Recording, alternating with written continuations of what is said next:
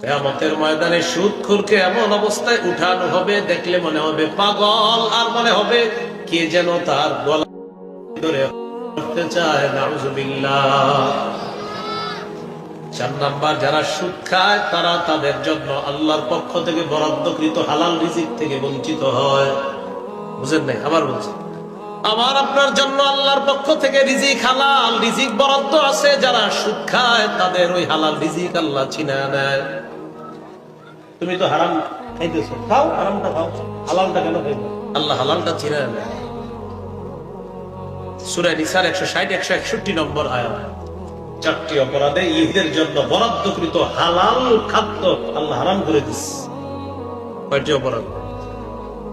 فبظلم من الذين هادوا حرمنا عليهم طيبات أحلت لهم وبصدهم عن سبيل الله كثيرا وأخذهم الربا وقد نهوا عنه وأكلهم أموال الناس بالباطل।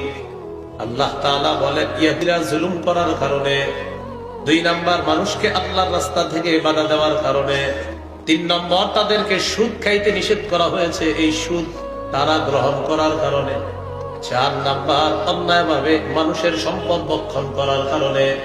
হারামনা আলাইহিম তাইয়্যিবাত উহিল্লাত লাহুম, আমি আল্লাহ তাদের জন্য বরাদ্দকৃত হালাল পবিত্র খাদ্য তাদের জন্য হারাম করে দিলাম। নাউযুবিল্লাহ।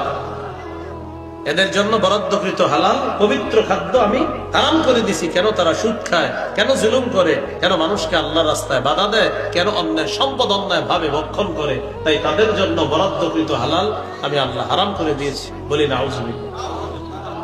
কয়টা গজব গেল? 4টা।